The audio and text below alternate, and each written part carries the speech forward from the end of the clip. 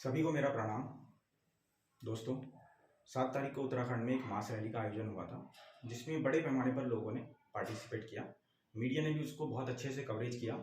मैं मीडिया को बधाई देना चाहूँगा कि उन्होंने बहुत अच्छा कवरेज दिया और सभी लोगों को भी जिन्होंने उसमें पार्टिसिपेट किया, एक पीसफुल रैली रही और हमने अपनी मांगें सरकार के सामने रखी। जो मुझे एक थोड़ा-सा फैक्टर लगा जिसमें हम इम्प्रोवाइज़ कर सकते थे, वो कर सकते थे प्लानिंग और कोऑर्डिनेशन में। क्योंकि देखिए, अगर हम हिस्ट्री में देखें कि कोई भी मूवमेंट होता है वो बड़ा तभी बन पाता है जब उसमें प्लानिंग और कोऑर्डिनेशन थोड़ा प्रॉपर हो। वो थोड़ा सा इम्प्रूव हो सकता है, जो कि मेरे को लगा। और देखिए, क्योंकि 1857 की अगर हम क्रांति देखें, वो बड़ी मूवमेंट इसीलिए नहीं बन पाई थी क्योंकि उसमें प्लानिंग एक फैक्टर ये भी था, बाकी तो बहुत सारे फैक्टर्स थे छोटे मोटे, कि प्लानिंग और कोऑर्डिनेशन थोड़ा प्रॉपर नहीं था। क्योंकि हो क्या रहा है कि कुछ वुमेन्स, नॉट ऑल, हालांकि कुछ तो सभी चीज़ों को सपोर्ट कर रहे हैं, बट कुछ लोग हैं वो अपने एक पर्टिकुलर डिमांड लेके ही आए हुए हैं। उनको लग रहा है कि बस हमें तो वुमेन रिजर्वेशन से मतलब है, एवरीवन फॉर हिमसेल्फ। उनको लग रहा है कि बस हमें अपना देखना है, नॉट फॉर अदर्स, हमारी डिमांड पूरी हो जाए। लेकिन ऐसा नहीं है। देखिए, जितना ज़्यादा हम एज ए होल चलेंगे, उतना हमारे साथ मास इकट्ठा होगा, उतना सरकार हमारी मांगों को मानने के लिए की ओर बढ़ेगी भी।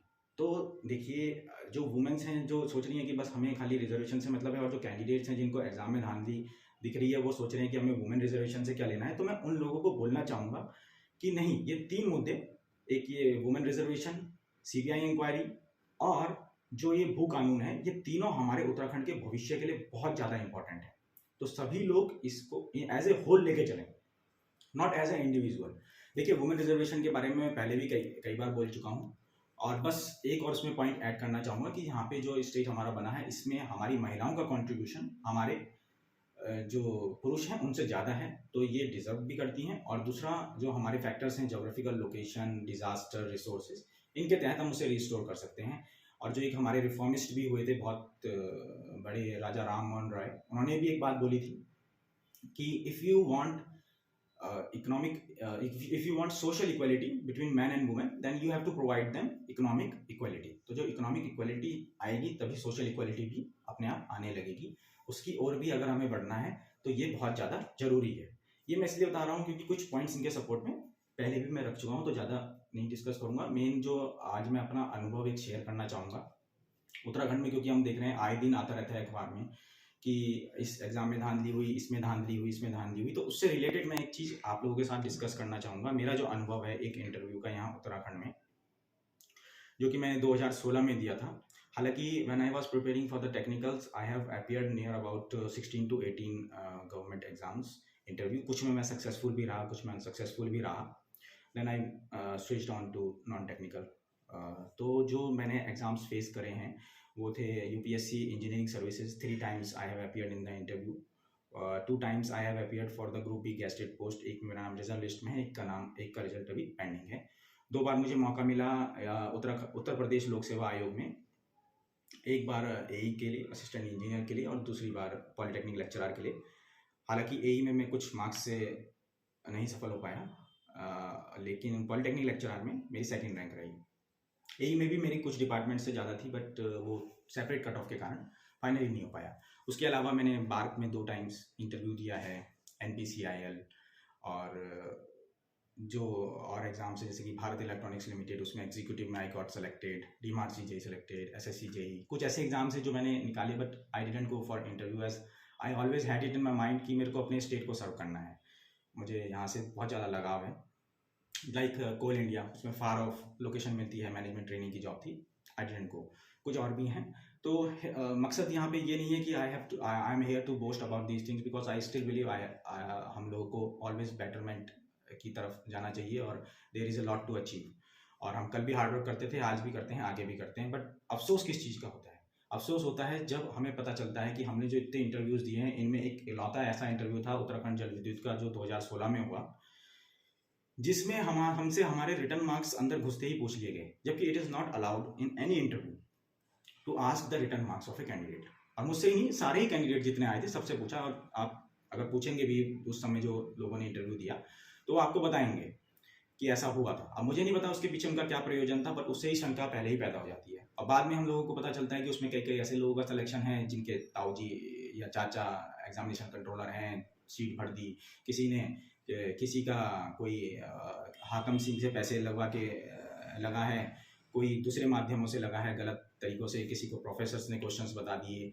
तो देखिए ये सब जो नाइंसाफ़ी हुई है वो किसके साथ होती है? मेहनती छात्र के साथ। और ये इसी चीज़ मलाल इस चीज़ का नहीं होता कि आपका सिलेक्शन नहीं हुआ। अगर सिलेक्शन नहीं होता, हमसे किसी ने ज़्यादा मेहनत करी है, ही डिज़र्व्स, अब बहुत अच्छी बात है, हम उससे सीखेंगे, हम और मेहनत करेंगे। लेकिन जब हमें ये चीज़ें पता चलती हैं तो एक बहुत ज़्यादा दुःख दिल में होता है। और मैं आपको बता रहा हूँ, ये एक इनिशियल फेज़ होता है। इसके बाद जो लोग ये करप्शन से लगते हैं, यही आगे करप्शन को और बढ़ावा देते हैं। तो ये इनिशियल फेज़ को ही रोकना बहुत ज़्यादा ज़रूरी है। और मैं सरकार से भी रिक्वेस्ट करूँगा, देखिए संवैधानिक पद पर जो हम लोग आप लोग विराजमान होते हैं, किसी एक परिवार का भला करने के लिए नहीं होते, पूरा स्टेट ही हमारा परिवार होता है। तो बैकडोर से एंट्री, किसी ने अपने किसी रिलेटिव को लगा दिया, ये कर दिया, वो कर दिया, ये सब चीज़ें देवभूमि में नहीं होनी चाहिए। यहाँ पे आप मेरिट बेस पे एग्ज़ाम कराइए कंडक्ट, बच्चों को जो मेहनती हैं उन्हें सही पोजीशन दीजिए और देखिए हमारा स्टेट फिर कितनी अच्छे से डेवलप करता है। जो लोग सक्षम हैं, अगर वो अच्छी पोजीशंस पे बैठेंगे, वो सबका भला करेंगे। तो उन मेहनती छात्रों का एक तो जो है नुकसान नहीं होना चाहिए। जहाँ पे जितने भी ये इंजीनियरिंग से रिलेटेड एग्जाम्स हैं, यूजेवीएनएल, यूपीसीएलएई, इटकूल और ये सबकी मतलब जितने भी हुए हैं, सबकी जांच होनी चाहिए सीबीआई द्वारा। और मैं अपने मीडिया को एक सजेशन भी देना चाहूँगा, जो वो लोग इम्प्लीमेंट कर सकते हैं और जिससे कि मुझे लगता है कि हेल्प मिलेगी।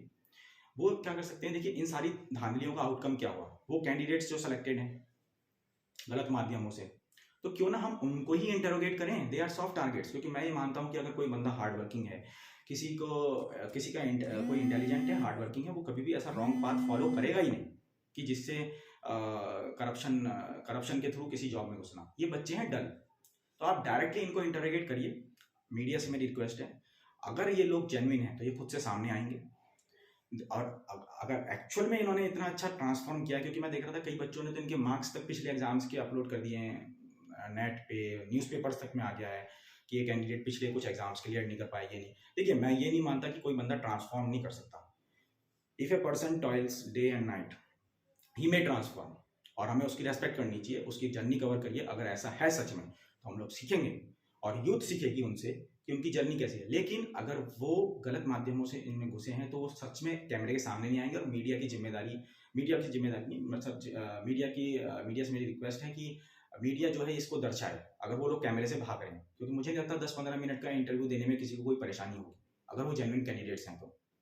और ये आप लोगों का इस देवभूमि के लिए बहुत बड़ा योगदान होगा।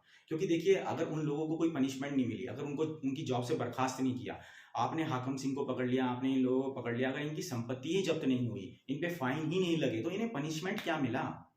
पनिशमेंट एक्चुअल में क्या हुआ? अगर फेयर ऑफ लॉ ही नहीं होगा, अगर आने वाले बच्चों को ये नहीं दिखेगा कि भाई ऐसा होने पे ऐसा हो जाता है, ऐसा ऐसा हुआ है, तो वो लोग रुकेंगे कैसे ये गलत पाथ को फॉलो करने से?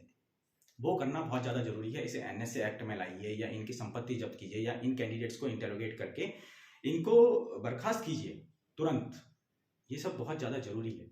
और सीबीआई की इंक्वायरी, अगर सीबीआई द्वारा जांच की जा सकती है तो वो भी की जाए। इंजीनियरिंग के तो बहुत बुरे हाल है हमारे स्टेट में, 5-5 साल में रिक्रूटमेंट आता है और उसमें भी ऐसी धांधली हो जाती है। कहाँ जाएंगे वो बच्चे जो ईमानदारी से मेहनत करते हैं, दिन दिन रात रात भर मेहनत करते हैं, जिनके माँ बाप इतना इतना लोन लेके रखते हैं। और देखिए इस चीज़ से सब लोग अफेक्ट होने वाले हैं। ये लोग जो धांधली से घुसे हैं, कल के दिन ऐसा नहीं है कि प्राइवेट में जो जॉब कर रहा है उसे अफेक्ट नहीं पड़ेगा, आपको सरकारी से कहीं ना कहीं डील करना ही पड़ता है, और फिर वहाँ करप्शन होगा। तो अच्छा है हम इनिशियल स्टेज पे ही इसका विरोध करना शुरू कर दें। और तीसरा जो डिमांड है वो है भू कानून की। देखिए उत्तर प्रदेश से जो हम अलग हुए थे, इसी डिमांड पर हुए थे कि हमें अपने अलग से डेवलपमेंट करना है, हमारी जोग्राफिकल कंडीशंस अलग है, हमारी संस्कृति बची रहे और एक अलग संस्कृति रहे। तो अगर हम इस भू कानून को इम्प्लीमेंट करवाते हैं तो हमारी संस्कृति बची रहेगी। तो हम लोग जितने ज़्यादा यहाँ रहेंगे उतना ज़्यादा हमारी संस्कृति प्रफुल्लित भी होगी। तो हमें हिमाचल प्रदेश की तर्ज पर ही भू कानून के लिए भी एक डिमांड उठानी चाहिए। और एक और चीज़ मैं ऐड करना चाहूँगा, जो ये एविल्स होती हैं जितनी भी हमारे समाज में, हमारे एक इकोनॉमी के टीचर थे, बहुत विद्वान थे वो, उन्होंने एक बहुत बड़ी बात कही थी जो मुझे अब तक याद है। उन्होंने कहा था कि जिस दिन आप किसी एविल को हटाना चाहें, तो अगर आपको उसे हटाना है तो आप उसको बॉयकॉट करना शुरू करिए और अपने दोस्तों से ही शुरुआत करिए। अगर आपका कोई दोस्त दहेज लेता है, डाउरी लेता है, तो आप उसे कॉल करिए, आप बोलिए कि तूने दहेज लिया है, आई विल नॉट पार्टिसिपेट, मैं तुम्हारी मैरिज में नहीं आऊँगा। और ऐसे ही एक और एग्जांपल मैं उन लोगों के लिए देना चाहूँगा हिस्ट्री का बहुत बड़ा, जिन लोगों को थोड़ा गुरूर हो गया है कि हम पे पावर है, पैसा है, हम कुछ भी कर सकते हैं। देखिए रॉबर्ट क्लाइव, जो कि 1757 में जिन्होंने बैटल ऑफ प्लासी भी लड़ी थी, वो जब यूरोप गए थे, यहाँ से कंपनी में थे बहुत करप्शन करके, तो वो he was one of the richest person of the Europe at that time, और वो क्लर्क से ज्वाइन किया था, गवर्नर जनरल तक भी पहुंचे। बट देखिए जब आपके मीन्स, जब आपका पाथ ऑनेस्ट नहीं होता तो एंडिंग आपकी हमेशा बुरी ही होगी। उनकी जो डेथ हुई वो सुसाइड करना पड़ा, उन पर करप्शन के चार्जेस थे। तो देखिए अपने पाथ को साफ सुथरा रखिए, देवभूमि में रहिए, अच्छे काम करिए, अच्छे लोगों का सपोर्ट कीजिए और दूसरों को भी मोटिवेट करिए कि वो इस जनभावना से जुड़ें, उत्तराखंड के नवनिर्माण में भागीदारी दिखाएं। यहाँ का यूथ जाग रहा है और सभी लोग इस मूवमेंट से जुड़ें। अंत में मैं बस यही कहना चाहूँगा कि सब लोग अपना अपना जितना योगदान हो सकता है दें। धन्यवाद।